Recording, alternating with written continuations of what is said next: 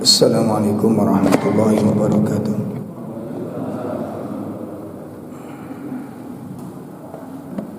Alhamdulillahirabbil alamin.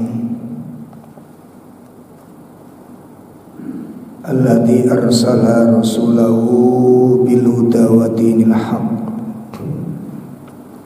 liyudhhirahu 'alad dini kulli walau karihal musyrikun. Asyhadu an la ilaha illallah wahdahu la syarika lah wa asyhadu anna Muhammadan abduhu wa rasuluh. Ya ayyuhalladzina amanu taqullaha haqqa tuqatih wa la tamutunna illa wa antum muslimun. Allahumma salli wa sallim wa barik ala Muhammadin wa ala alihi wa ashabihi wa man tabi'ahum bi ihsanin ila yaumiddin, amma ba'd. Bapak-bapak, ibu-ibu, jamaah majelis taklim yang semoga dimuliakan Allah Subhanahu wa taala. Alhamdulillah, malam ini kita dipertemukan kembali oleh Allah untuk bersama-sama melaksanakan kewajiban sebagai seorang muslim, sekaligus usaha untuk memperbaiki diri dan memperbaiki keluarga. Menindaklanjuti materi kita tentang tarbiyatul aulad, bagaimana usaha untuk membentuk anak-anak yang soleh. Ya. Maka pada malam ini kita akan membahas lanjutan pada pertemuan sebelumnya. Pada pertemuan yang lalu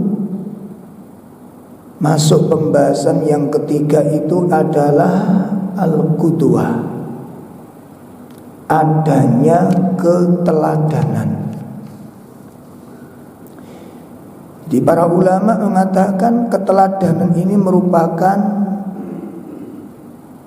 motorik, faktor utama yang paling besar pengaruhnya untuk membentuk anak-anak kita ini jadi orang baik. Artinya begini, Pak. Kalau kita sebagai orang tua, yang di sini bukan sekedar posisi sebagai orang tua semata, namun kita adalah pendidik bagi anak-anak kita. Kalau kita tidak siap menjadi teladan yang baik, ya, atau tidak berkenan menjadi teladan, maka bagaimana mungkin, saya ulangi, bagaimana mungkin kita sendiri tidak mencintai sifat-sifat yang baik, tapi menginginkan anak kita menjadi anak-anak yang baik? Coba kita renungkan. Orang yang tidak ingin menjadi teladan kan otomatis aku dadi opo ae terserah, kan begitu? Betul apa enggak? Coba jangan rasakan betul. Kalau kita nggak mau menjadi teladan yang baik, kan berarti kita kepingin jadi orang tua, terserah saya, kan begitu? Betul apa enggak ini? Nah, kalau kita sendiri bercita-cita ingin jadi orang tua sesuai dengan selera kita, lalu bagaimana kita menginginkan anak kita terbentuk memiliki sifat-sifat yang baik? Apa yang akan kita sampaikan pada anak-anak kita? Apa yang akan kita ucapkan pada anak-anak kita? sementara kita sendiri nggak ingin jadi orang yang baik. Coba. Makanya di sini para ulama menekankan al-qudwah, keteladanan itu poros terbentuknya anak-anak yang baik. Porosnya di situ. Ya, dan ini memang suatu pekerjaan yang berat. Ditambah lagi kita dihadapkan oleh zaman seperti ini, Masya Allah. Bukan persoalan sederhana, Pak. Sampai ada bapak-bapak iku wis aku cita-citaku gak muluk-muluk, sing pentingan aku gelem sholat wis apik, ngono standar ini. Sing penting anakku gelem sholat iku wis apik. Padahal ndak cukup sampai di situ, Pak. Ya. Pada pertemuan jauh sebelumnya sudah saya sampaikan, ya, kalau tubuh kita ini masih kuat, Pak, ya, masih kuat, anak gak ngurusi kita itu gak terasa oleh kita itu. Anak cuek dengan kita, anak gak mau tahu dengan keadaan kita, itu belum terasa oleh kita. Sehingga kita punya cita-cita gak baik itu tadi. Wis sing penting anakku sholat wis beres. Enggak, akhlak itu penting. Penting. Makanya ketika Nabi SAW mewanti-wanti, menasihatkan para wali dari wanita, apabila nanti datang seorang laki-laki yang kamu ridho agamanya dan akhlaknya, bukan cuma napa? Agamanya, sholatnya gedung ngajining akhlak, maka nikahkan putrimu dengan dia. Kalau nanti ada datang laki-laki yang kamu ridhoi, artinya ridho ini apa? Seneng kamu dengan agamanya bagus, akhlaknya yang kedua akhlak. Jadi gak cukup dengan ibadah saja, gak cukup, Pak. Nah, ini yang ketiga kemarin. Nah, yang keempat yang tidak kalah pentingnya, dan ini banyak yang mengabaikan hari ini terutama. Kasus-kasus yang kita temukan ternyata memang benar, empat ini yang gak diperhatikan. Apa itu? Ta'amul ma'al aulad, interaksi yang baik dengan mereka. Ayo jujur-jujuran wong tua mbek anak iku ketemu nih pirang jam. Pernah nggak kita duduk bareng, ngobrol, diskusi, bercengkrama, guyon sama anak-anak? Hah? Coba ini. Kalau kita simak orang-orang yang besar namanya yang diabadikan oleh Allah di dalam Al-Quran, namanya diabadikan dalam Al-Quran, dan permasalahannya pun diabadikan dalam Al-Quran supaya generasi berikutnya nanti bisa mengambil pelajaran. Coba kita simak. Semuanya ada interaksi yang baik, membangun komunikasi yang baik. Ta'amul ma'aulad, ada interaksi, ada hubungan komunikasi yang baik, sehingga anak itu betul-betul merasakan punya orang tua, dan anak-anak orang tua pun merasakan punya anak. Masing-masing merasakan memiliki. Di situ timbul kecintaan. Ya, saling mencintai, saling menjaga, saling mencari ketika nggak ada, saling merasa kehilangan kalau nanti kehilangan. Ya, makanya kalau anak-anak berpisah dengan kita, kok nggak kangen dengan kita, itu sudah tanda-tanda kita mati nggak digetuni, Pak. Lo percaya sebenarnya? Kita mati itu anak nggak getun gitu. Dan ini kan buruk kalau udah demikian ini. Makanya mari kita lihat. Ya, pertama kita lihat surat Al-Baqarah, bagaimana interaksi para nabi, para rasul dengan anak-anaknya. Ya, interaksi para nabi dan para rasul kepada anak-anaknya. Pertama kita lihat ayat 132 dan ayat 133. Nah, kita lihat surat Al-Baqarah surat 2 ayat pinten 132 dan 133. Allah Ta'ala menyatakan a'udzubillahi minasyaitonirrajim. Wa wassa biha Ibrahim banihi wa Ya'qub ya baniya innallaha astafa lakumuddin innallaha astafa lakumuddin fala tamutunna illa wa antum muslimun. Am kuntum syuhada'a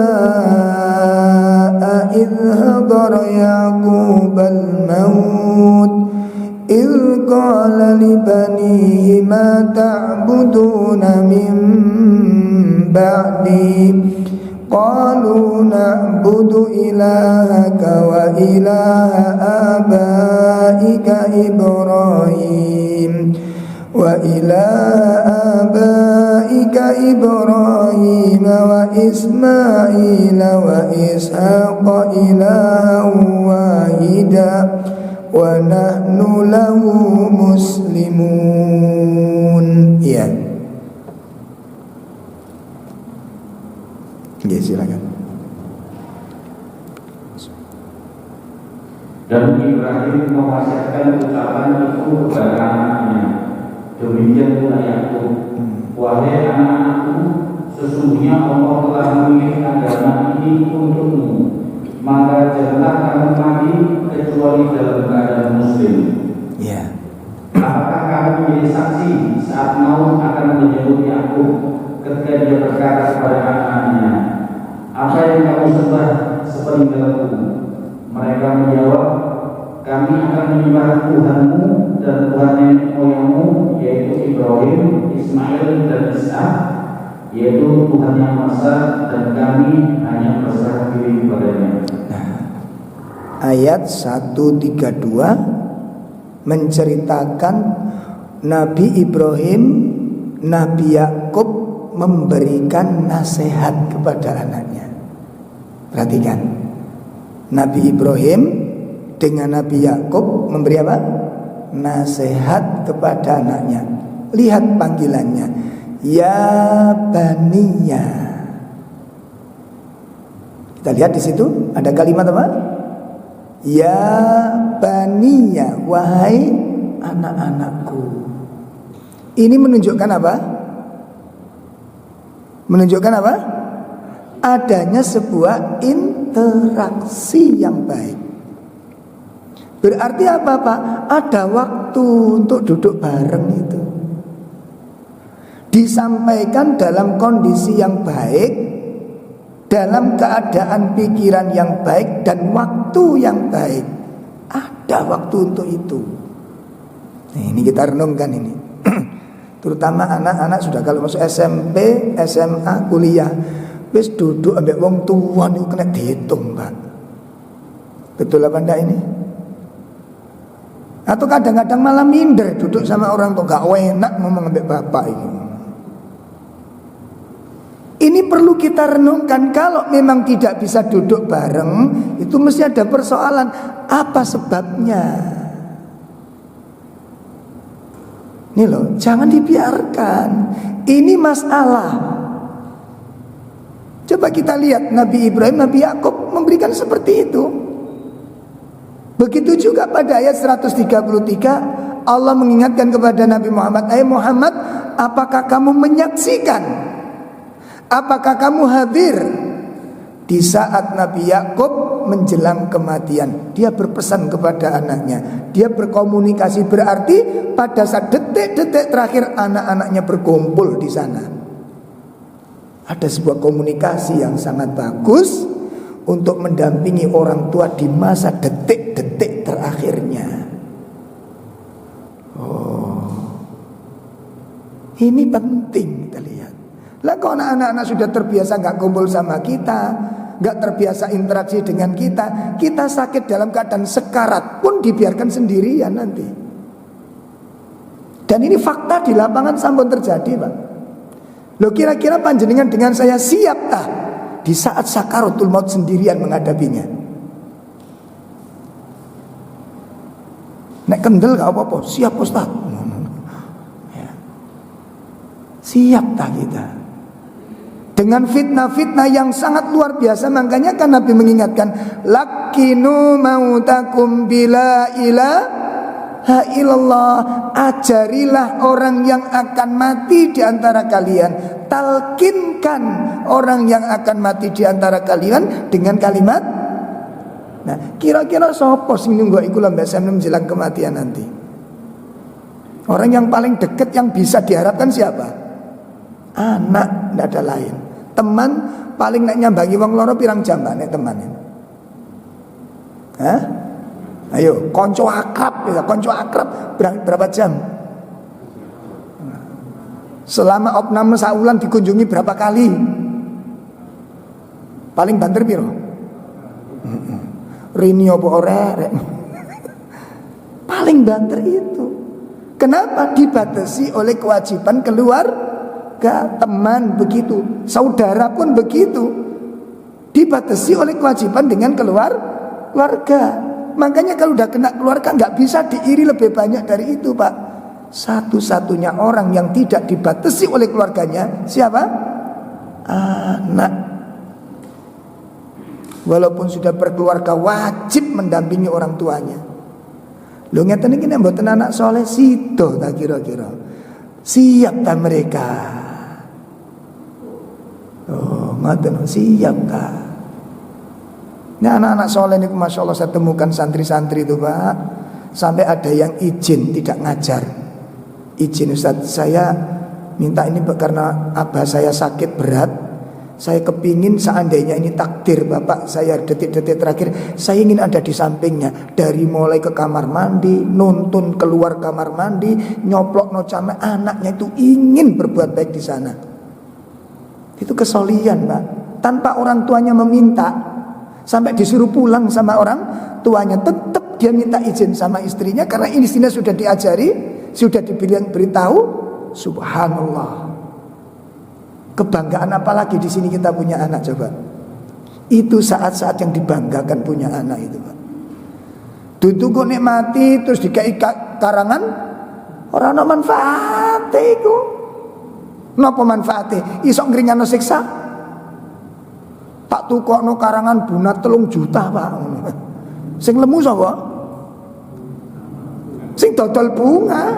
Lho nggih mboten? Itu sama sekali tidak ada faidahnya sama orang tua. Itu bentuk penghormatan anak pada orang tua. Itu bentuk penghargaan orang tua anak pada orang tua. Di saat orang tua sudah tidak bisa menyaksikan apapun. Apa manfaatnya kebaikan anak seperti ini pada orang? Enggak, justru pada saat hidup itu baru bisa merasakan. Membikin bangga orang tua itu di saat orang tua masih hidup. Dan setelah matinya nanti tetap ada amalan-amalan dari anak kita dengan amal-amal solehnya yang mengalir di kubur kita, dengan doa-doanya yang baik, dengan jariah-jariahnya yang diberikan, sedekahkan atas nama orang tuanya, itu masih bermanfaat bagi orang tuanya. Iku ne anake soleh. Wis tane mboten gak nek diarep-arep dunyane ambek akhirate gak kena dijagakno anak niku. Kalau anak tidak terbentuk menjadi anak yang soleh, makanya dibiasakan supaya senantiasa berdampingan. Ini nanti menjadi kebiasaan, Pak. Menjadi kebiasaan. Makanya sekarang tugas kita adalah apa? Kalau memang komunikasi, mau anak kula niku ucul mahune Ustaz ngoten niku. Dilu plecet. Ya nopo caranya? Nah, caranya bagaimana jenengan ada waktu untuk kumpul sama anak itu, harus dibuat acara itu. Entah bentuknya awal-awal mungkin jalan-jalan rekreasi, Mas nanti bareng-bareng. Nah caranya ini loh, kok caranya nih loh. Ini dituntut kreatif orang tua ini. Dituntut cerdas bagaimana ada waktu bersama dengan anak-anak. Jadi lihat ayat ini. Nah, termasuk di antara cara untuk membangun komunikasi adalah melibatkan anak-anak dalam suatu urusan. Lihat Nabiullah Ibrahim. Lihat Nabiullah Ibrahim. Saat membangun Ka'bah sendirian apa bersama Ismail? Bersama Ismail. Berdua. Makanya Nabi Ibrahim yang bangun, Nabi Ismail yang ngusungi waktu. Termasuk batu yang kemudian menjadi makom Ibrahim. Nopo makom Ibrahim? Kok salah paham? Makamnya Nabi Ibrahim. Makom itu tempat berdiri. Dipakai ganjil Nabi Ibrahim untuk bangun yang di atas. Nabi Ismail yang ngusungi, Nabi Ibrahim yang membangun. Coba kita lihat orang tua dengan anak bekerja sama di dalam membangun rumah Allah Subhanahu wa taala ini. Makanya diabadikan kerja baktinya Nabi Ibrahim, kerja baktinya Ismail, ta'awun kerjasama, komunikasi yang bagus diabadikan oleh Allah. Supaya apa? Jadi cermin bagi anak dan orang tua di kemudian hari. Ngini loh hubungan orang tua dengan anak itu. Kula mbek sampean repot-repot di omah, mesti ambek tukang. Halo? Anaknya nanti ghaib. Libatkan. Satu, libatkan dalam suatu. Makanya pada saat Nabi Ibrahim mendapat perintah untuk membangun pondasi Ka'bah, dia datang ke rumahnya Ismail. Pada waktu itu Ismail sudah menikah. Didatangi gitu loh Pak. Dilibatkan. Apa kata Nabi Ibrahim? Ya. Dan itu diabadikan oleh Allah Subhanahu wa taala. Mari kita lihat surah Al-Baqarah. Surat Al-Baqarah. Ya, pada ayat 127 Al-Baqarah 120. Bagaimana interaksi yang sangat menakjubkan ini. Ya, ta'awun, saling membantu, bekerja sama, kerja bakti, bareng-bareng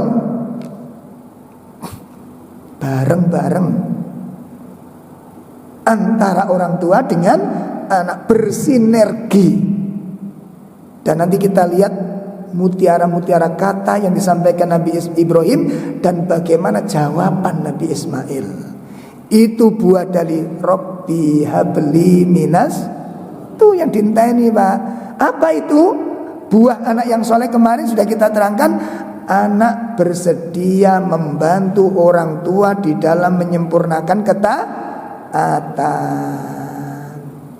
Jadi buahnya anak yang soleh nanti, anak itu siap, anak itu bersedia membantu orang tua untuk menyempurnakan ketaatan.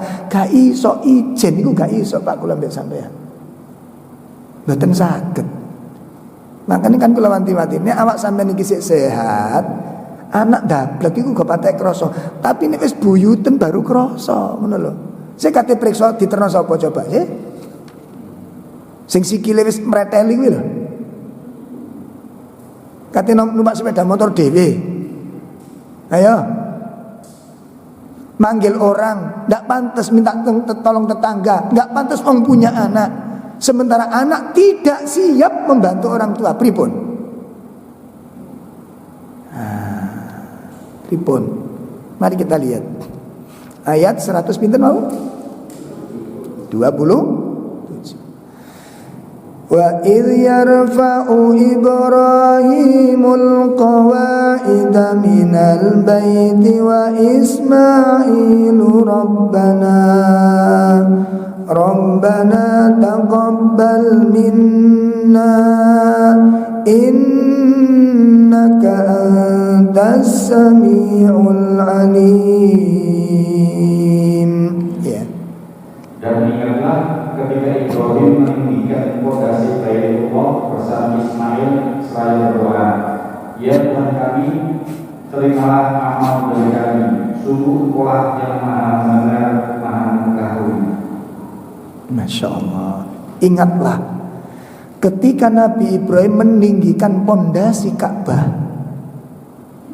bersama dengan siapa? Nah, itu diriwayatkan di dalam Imam Bukhari, diceritakan ketika Nabi Ibrahim mendapat wahyu untuk membangun Ka'bah, dia datang kepada Nabi siapa? Ismail. Seraya berkata, apa katanya? Ya Ismail, innallaha amaroni bi amrin. Wahai Ismail, Allah memerintahkanku tentang suatu urusan. Jadi anaknya diberitahu, Pak. Ini ki cek nopo anaknya? Cek mikir. Jadi anak diajak untuk berpikir. Nak, bapak dapat perintah dari Allah. Mendengar ucapan ini, apa jawab Nabi Ismail? Fasna ma amaraka rabbuk. Ma amaraka rabbuk. Wahai ayah, laksanakan apa yang diperintahkan Allah kepada Anda. Laksanakan. Nah, jawab Nabi Ibrahim, qal wa tu'inuni. Ya, wa tu'inuni. Dan Allah memerintahkan kepadaku agar kamu membantuku. Piye nak? Maka Ismail langsung menjawab, apa katanya? Wa u'inuk, saya akan bantu Anda. Ya. Ini jawaban anak yang soleh. Engko sik tahura, sik tak tutup nih kari saging. Kan begitu. Wa u'iunik, saya akan bantu Anda, wahai ayah. Subhanallah. Kemudian apa? Nabi Ibrahim mengatakan, fa innallaha amaroni an abniyaha huna baitan. Allah memerintahkan kepadaku untuk membangun bangunan ini. Yang ditunjuk adalah Baitullah itu. Wa asyara ila agamatin murtafi'ah ala ma haulah. Dia menunjukkan tentang bangunan yang pondasinya harus segera ditinggikan. Maka di situ diabadikan oleh Allah Ta'ala peristiwa ini. Kemudian setelah membangun, begitu sudah mulai agak tinggi bangunan tersebut, mereka berdua sambil berdoa, Rabbana taqabbal minna innaka antas sami'ul alim. InsyaAllah. Dua orang ini berdoa dengan keringat yang bercucuran, dengan tenaga yang penuh dengan kepayahan dan kecapean, karena nggak ada yang menyaksikan, nggak ada yang membantu, berdua membangun Baitullah ini. Nggak ada media yang meliput. Berapa abad jenengan ngerti berita itu? Kenapa? Karena Allah yang memberitahukan, menyebarkan beritanya. Makanya kalau beramal itu, coba kita lihat bagaimana Nabi Ismail, Nabi Ibrahim ini tersembunyi, gak ada yang ngelihat, gak ada yang mendengar. Makanya doanya apa? Innaka antas, engkau maha mendengar dan engkau maha mengetahui. Kenapa? Karena gak ada yang dengar perbuatan saya ini, gak ada satupun mata yang menyaksikan. Tapi kenapa kok bisa kita ketahui di zaman sekarang? Media mana yang meliput, Pak? Jawab pos. Jawab pos. Allah yang memberitahukan. Makanya nek kula biasa menurut pekerjaan, ojo gupu di share ini. Kerja waktu foto share. Ola opo. Ndoleki opo ngoten. Saniki kan ngoten to. Ono kegiatan apa titik foto share. Ya, bakso sidik foto share. Mas ndoleki nopo? Hah? Mencari apa? Coba mencari apa ya? Pengakuan. Dari mana? Insyaallah. Nih loh Pak. Makanya amal itu gak memiliki izzah, gak memiliki kemuliaan. tercampuri antara keikhlasan dengan riya tercampuri. Pun kita fokus pada satu persoalan, membangun komunitas.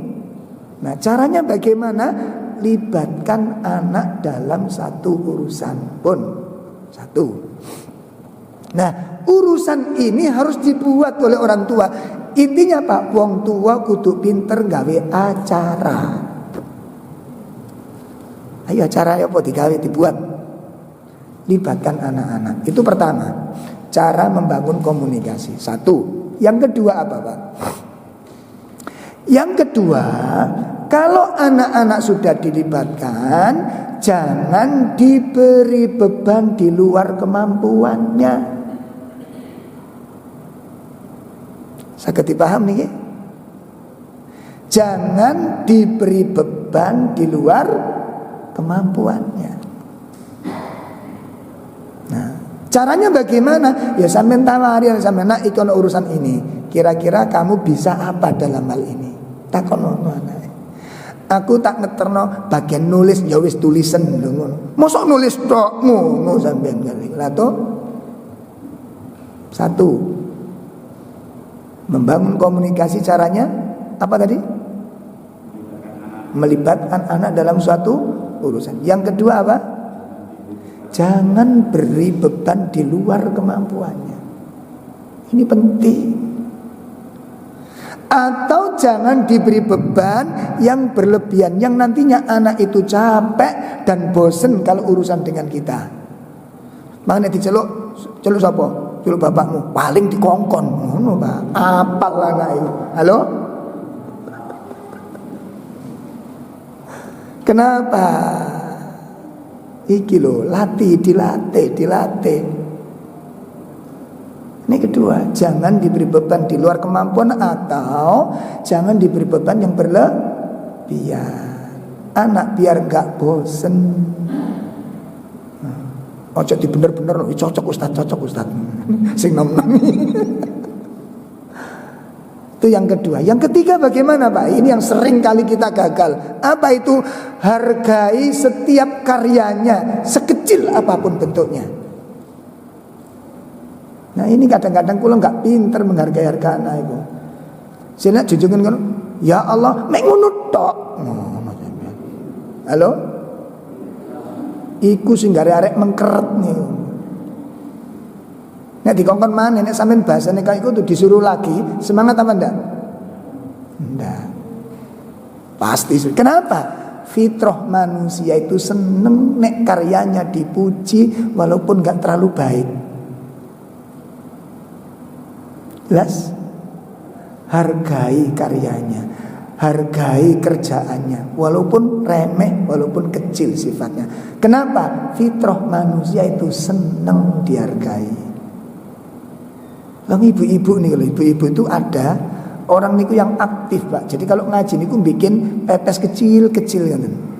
Kadang pindang, kadang klothok, kadang pete, kadang tahu, dipepes cilik-cilik dibagi-bagi. Nah, nek jenengan itu hargai itu, besok pasti digawakno maneh sampean.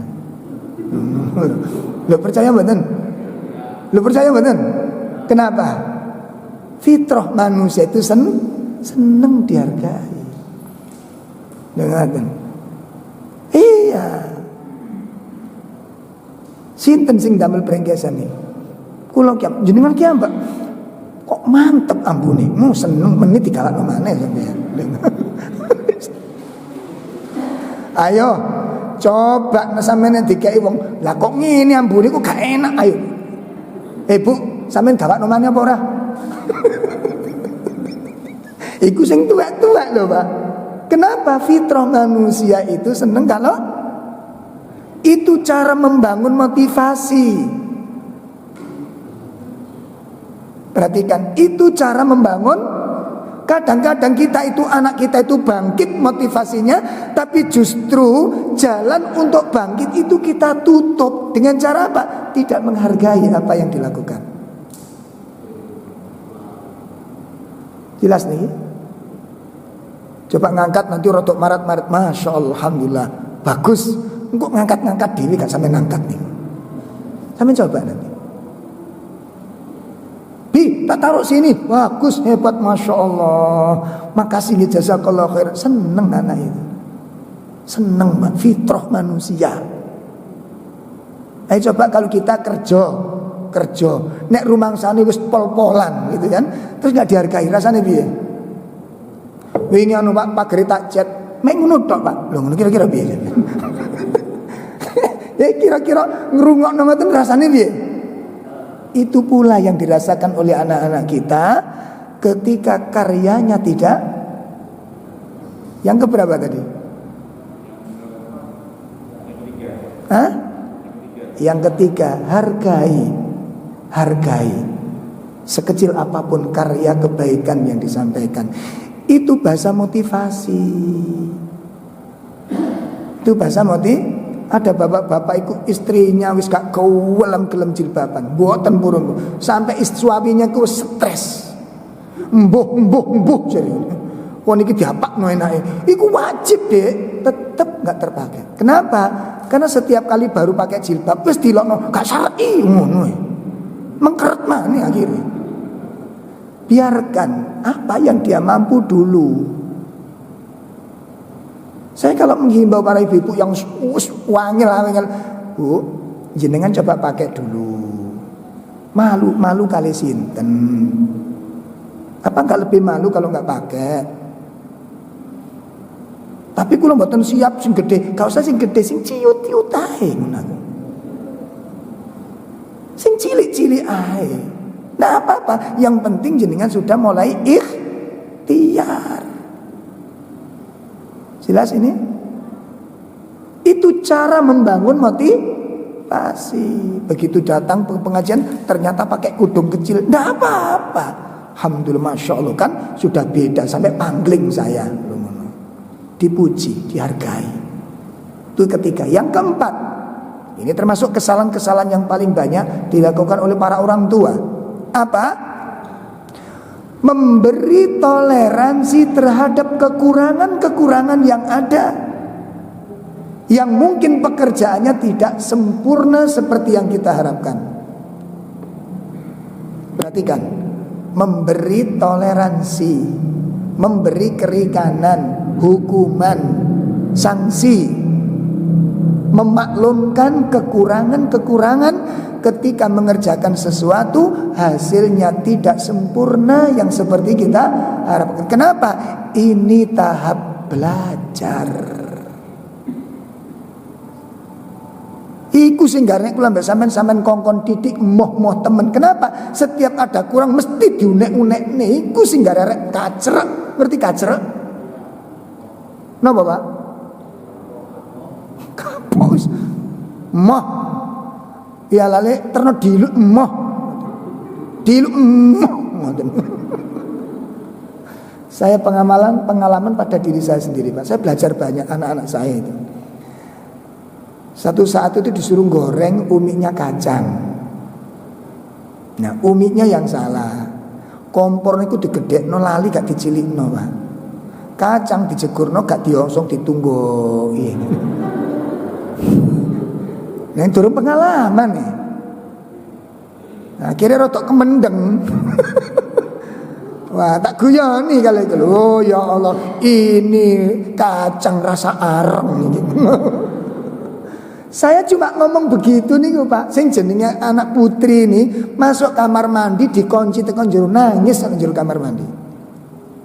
Lah pokok nangis, abiku guyon. Mang wis dibilangin gak iso dikongkonai, saiki gosong dilokno.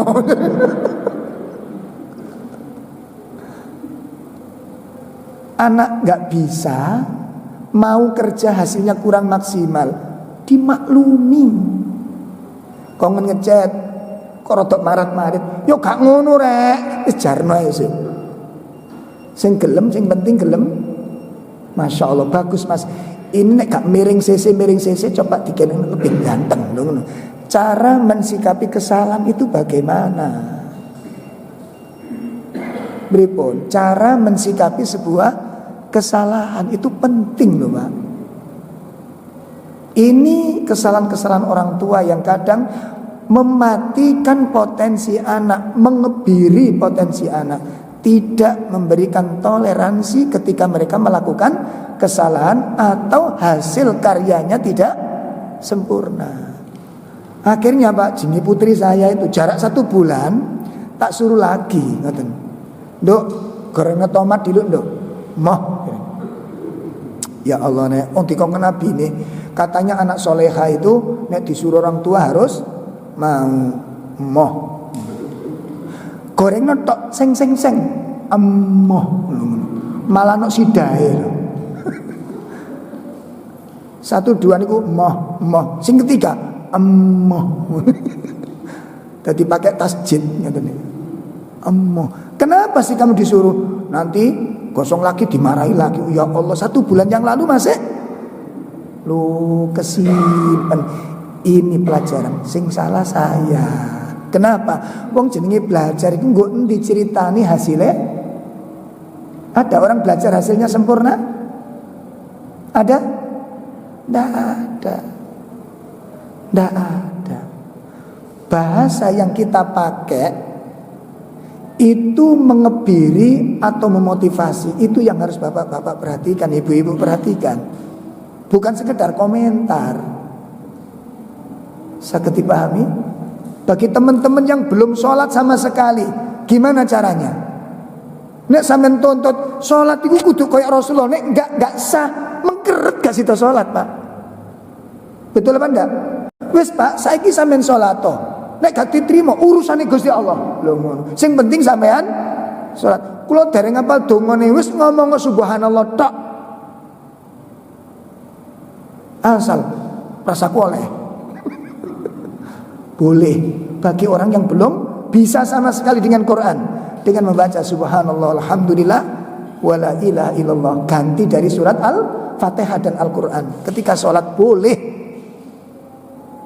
Coba orang dikasih motivasi begini, semangat apa enggak? Semangat. Ini yang perlu digali, yang perlu dipelajari sama orang tua ini.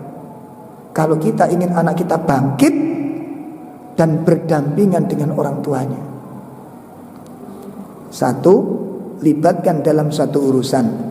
2, jangan diberi beban di luar kemampuan atau jangan diberi beban yang berlebihan. 3, hargai setiap karyanya. 4, memberi toleransi, memaafkan, memberi kemakluman terhadap kekurangan-kekurangan yang ada. Bangkit anak kita nanti. Bangkit anak kita nanti. Yang kelima apa? Memberi hadiah-hadiah yang sederhana. Kasih hadiah. Wis ta, Pak. Engko nek gak sampean suruh malah nawarkan diri, ndelok hadiah soalnya. Ndak apa-apa, itu langkah-langkah awal. Sambil pendekatan, apapun hasilnya hargai. Ngapunten. Bapak masih ingat ketika seorang dokter mengobati pasien yang lembruk grek wis gak iso napa-napa, digawe tenguk-tenguk ndasi mumet-mumet, dikemangan muntah. Begitu dikasih obat, pertanyaannya dokter kepada pasien napa? Apa? Kira-kira napa? Gak tau loro to sampean. Oh, boleh. Gak tau loro. Kok gak tau interaksi mbek dokter iku lho, sampean gak tau loro ta ya apa iki? Apa dokter gak tau takon sampean? Apa Pak kira-kira Pak? Nah, setelah jenengan kan biasanya wis geletak gitu kan. Kepala puyeng wis gak kena tikan. Kasih obat. Kunjungan pertama ini ditanya apa kira-kira?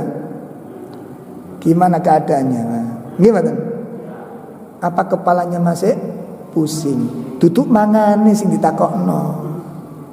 Karena intinya puncaknya di situ, posnya di situ, sumbernya di situ. Ndak sesek pusing, Pak. Oh, tasik berat. Alhamdulillah mboten pun. Iki bebannya, ngeluhnya sudah hilang. Ngeluhnya tapi masih muter. Apa kata dokter? Apa kata dokter? Oh, alhamdulillah, berarti sudah ada. Ini namanya apa? Menghargai. Sekecil apapun terjadinya proses perubahan itu, hargai. Coba, ini pasien jadi semangat untuk berobat itu. Alhamdulillah memang ngeten iki anu Pak, butuh proses. Ini nanti pertama bengele, engko yang kedua pusinge, proses kudu sabar. Coba dokter, boleh coba. Dereng ngeten iki biasanya cepat mati, Pak. Apa enggak tambah sesek? Ayo sejauh mana Bapak Ibu pandai menghargai karya anak-anak? Hargai sekecil apapun. Kalau poin-poin 4 tadi sudah jenengan berikan, anak enggak ngelihat pemberian panjenengan, aku diberikan apa? Enggak, Pak. Anak pun akan belajar menghargai Anda seperti Anda menghargai. Coba lihatlah nanti hasilnya kayak apa. Sholat, mau sholat, wis jarno saisoke sholat. Saisoke sholat. Bertahun-tahun 5 waktu tidak dilakukan sama sekali. Kemarin sholat subuh, alhamdulillah, masya Allah sudah sholat subuh, bagus. Ten puji. Oh, apa sholat subuh tok? Iki gak ada mengkeret. Biarkan. Itu proses. 5 poin membangun motivasi anak. 5 poin membangun jembatan untuk berkomunikasi dengan anak-anak.